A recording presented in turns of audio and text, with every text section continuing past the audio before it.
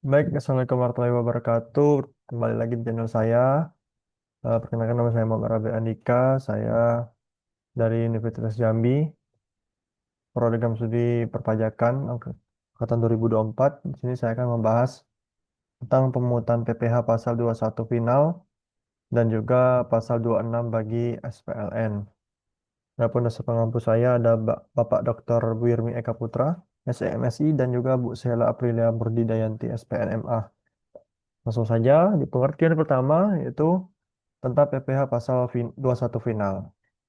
PPh pasal 21 final ini adalah pemotongan atau pemungutan pajak atas penghasilan sehubungan dengan pekerjaan, jasa atau kegiatan yang dikenai tarif atau mekanisme pemungutan tertentu. Sehingga besaran pajaknya itu bersifat final bagi penerima penghasilan. Nah, untuk PPh pasal 26 itu adalah pemungutan pajak untuk penghasilan yang diterima atau diperoleh oleh subjek pajak yang dari luar negeri. SPLN singkatannya ya, di Indonesia, termasuk orang Indonesia dan badan asing yang sumber penghasilannya berasal dari Indonesia itu juga terkena PPh pasal 26. Lalu siapa sih SPLN ini? SPLN ini adalah subjek pajak luar negeri, adalah orang pribadi atau badan yang tidak memenuhi kriteria objek pajak dalam negeri dan karena itu dikenai PPh atas penghasilan yang bersumber dari Indonesia sesuai ketentuan PPh dan perjanjian penghindaran pajak berganda bila berlaku. Lalu ada hukumnya. Hukumnya ada Undang-Undang Nomor 36 Tahun 2008 untuk PPh. Lalu ada Undang-Undang Nomor 28 Tahun 2007 KUHP, Per, Per 16 PJ 2016 untuk PPh 21, Peraturan Menteri Keuangan 25 252 dan PMK 03 2008 untuk PPh 26 dan Perjanjian Penghindaran Pajak Berganda P3B. Subjek dan objeknya. Subjeknya untuk PPh pasal 21 itu adalah penerima honorium, hadiah, atau jasa tertentu. Lalu kalau untuk subjek PPh 26 SPLN itu adalah orang atau badan luar negeri atau singkatan SPLN. Nah, terus objeknya ada penghasilan bruto dari kegiatan, habis itu jasa, royalti atau dividen, dan juga lain-lainnya. Mekanismenya ini kelihatan mekanismenya itu pertama kita harus mengidentifikasi dulu status penerimanya, lalu baru kita hitung eh, potong atau pungut pajaknya saat pembayaran yang sesuai dengan regulasi pemotongan, lalu disetor ke kas negara hasil pungut atau hasil potongnya, lalu baru kita lapor ke SPT Masa. Lalu juga kita berikan bukti potongnya, jangan lupa untuk kita beri eh, bukti potongnya. Nah, soal pengenaan tarifnya itu untuk PPh pasal 21 final itu bruto dikali dengan tarif tetap. Nah, yang umumnya itu 5% untuk PPh final. Lalu kalau untuk PPh 26 itu bruto dikali tarif 20% atau tarif P3B jika ada COR. Dan kalau jika dia non NPWP atau tidak memiliki NPWP yaitu maka tarifnya akan lebih besar. Yaitu dengan kenaikan tarif 20%. Lalu di sini ada kewajiban si pemungutnya. Yaitu dia harus memastikan tarif dan dokumen itu sudah sesuai, baru dia menghitungkan yang benar atas dasar pengenaan dan tarif yang berlaku. Lalu menyetorkan dan melaporkan yang tepat waktu dan menyimpan bukti potong atau pungut yang dokumen pendukung. Ini ada sanksi dan kepatuhannya. Pertama ada sanksi administrasi bagi pemotong atau pemungut yang lalai. Denda dan bunga atas keterlambatan penyetoran. Denda formal untuk ketidakkelengkapan pelaporan dan perhitungan kekurangan pajak bila terjadi underweight holding. Terus ada risiko penerapan P3K tanpa bukti, klaim tarif P3 tanpa COR dapat mengakibatkan penolakan oleh otoritas pajak dan penagihan pajak dengan tarif penuh, ditambah sanksi dan bunga. Lalu ada sanksi pidana dapat dikenakan pada kasus pelanggaran berat seperti pengalaman pajak atau pemalsuan dokumen, sesuai ketentuan pidana perpajakan. Lalu ada kepatuhan praktisnya, audit pemotongan sering memeriksa ketaatan terhadap prosedur identifikasi SPLN, dokumentasi P3B, ketepatan tarif dan penyetoran, serta penyajian bukti potong. Nah, ini ada contoh soal.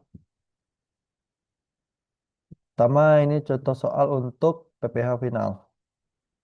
Seseorang MC, freelance, warga Indonesia tanpa NPWP, dia menerima honorarium bruto 5 juta honorarium. Lalu untuk satu acara. Lalu ketentuannya memerlukan honorarium MC sebagai objek PPh satu final dengan tarif 5% dari brutonya itu 5 juta. Nah, kita hitung pajak dipotong jumlah dibayarkan kepada si MC dan konsekuensinya jika dia tidak memiliki NPWP. Kalau dia tidak memiliki NPWP nih, maka dia akan kena tarif tambahan. Maka penyelesaiannya tarif dasarnya itu 5% dari bruto dan PPh dipotongnya itu 5% dari brutonya itu 5 juta. Nah, honorariumnya dia tadi ya 5 juta dan senilai 250.000. Nah, karena MC tidak memiliki NPWP, maka dia dikenakan kenaikan 20% dari tarif normal. Jadi maka tarif efektifnya menjadi 6%. Contoh 5%-nya dikali 120%, maka dia akan menjadi 6%. Nah, hitunglah PPh dipotong kenaikannya maka 6%. 6% dikali 5 6% dikali dengan 5 juta sama dengan 300.000. Kenapa nih 6% ya? Karena dia kenaikan dari tarif 5%-nya sebanyak 20% itu satu ya, 1% ya. Maka 5% tambah 1% jadi 6%.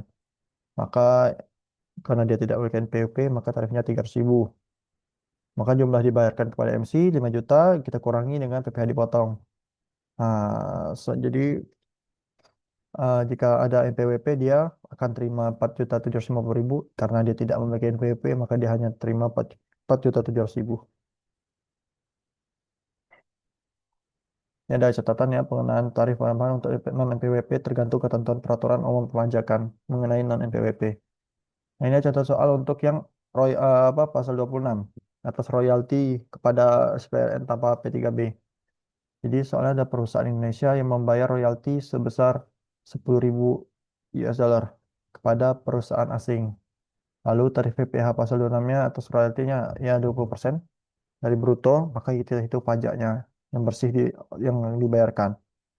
Maka penyelesaiannya PPh 26 dipungut dengan tarif 20%, lalu kita kalikan dengan eh, maka tadi royaltinya 10.000 US dollar, maka didapatkan 2.000 US dollar. Maka pembayaran bersihnya kepada SPLN itu 20.000 tadi dikata kurangi dengan 2.000 yang sudah dipotong, maka dapat hasil 8.000. Maka 8.000-nya yang dapat didapatkan oleh royalti dari pemungutan dapat bersihnya. Lalu penyetor 2.000 USD ke kas negara atau konversian kita atau dikonversi ke rupiah sesuai ketentuan setoran. Dan memberikan bukti pemungutan serta SPLN serta melaporkan dalam SPT masa pemungutan PPh 26. Nah, ini kesimpulannya. PPh 21 final ini dan pasal 26 ini bagi subjek pajak luar negeri merupakan instrumen penting dalam sistem perpajakan Indonesia. PPh 21 final dikenakan atas penghasilan tertentu dengan tarif tetap atas penghasilan bruto yang bersifat final. Sedangkan PPh 26 itu dikenakan atas penghasilan SPLN dari sumber di Indonesia dengan tarif umum 20% atau tarif lebih rendah jika ada perjanjian penghindaran pajak berganda, berganda P3B dan dokumen pendukung yang sah. Batuan pemotongan atau pemungut sangat penting untuk menghindari sanksi administratif maupun pidana. Pemahaman terhadap dasar hukum, mekanisme pemotongan, dan kewajiban pelaporan menjadi kunci dalam pelaksanaan pajak yang adil dan efisien.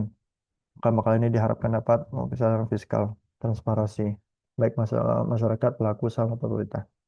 Baik, itu saja dari penjelasan dari saya. Terima kasih sudah menonton. Maaf jika saya ada salah ngomong atau salah berkata. Saya akhiri. Assalamualaikum warahmatullahi wabarakatuh.